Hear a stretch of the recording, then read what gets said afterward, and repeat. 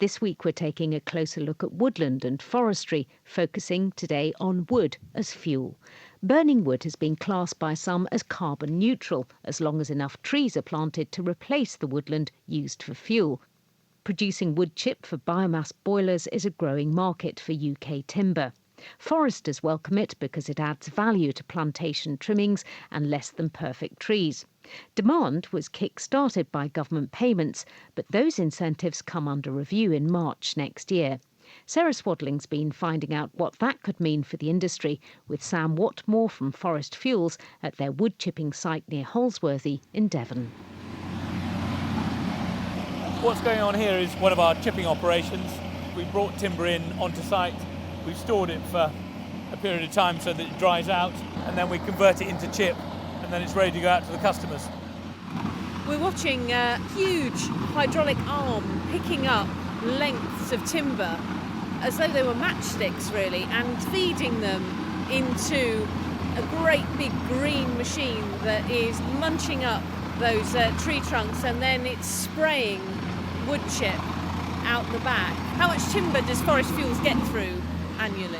Around 100,000 tonnes of timber to its customers each year, and that can be in either as chip or as pellet. All of the chip and pellet is going into modern automated biomass boilers. That really is an absolute beast of a machine. Should we retire to a slightly more tranquil location? Behind the depot there's a forestry plantation, so we're just going to take a little walk down the track here. How fast is the biomass business growing? It's been really substantial growth over the last 3 to 5 years with the advent of the government's RHI, Renewable Heat Incentive. We're talking about now boilers in the region of 20 to 25,000 across the UK. What we need to remember, which is in the European context, there are countries where there are over 100,000 boilers in a region the size of Wales. So Styria in Austria, for instance.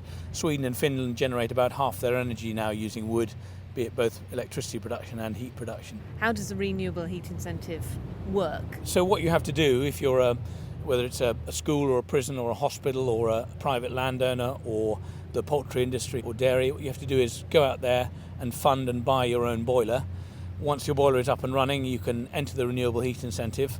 Then you're paid quarterly for the number of renewable energy units you produce.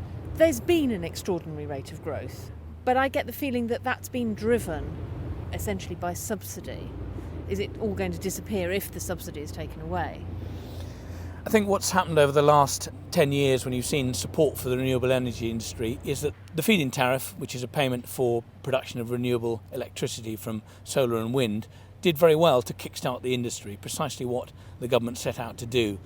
Not to fund renewables in perpetuity. The renewable heat incentive was 2 or 3 years behind the feed-in tariff. So that process of incubation of the industry is not quite over yet. We still need to see the tariff perpetuated for a couple more years before we can see a biomass industry which can stand on its own 2 legs, free of tariffs. And that is absolutely what the industry wants to achieve, and it will achieve. But we're not quite there yet. We need that period of extended incubation. Sam Whatmore there with Sarah Swadling.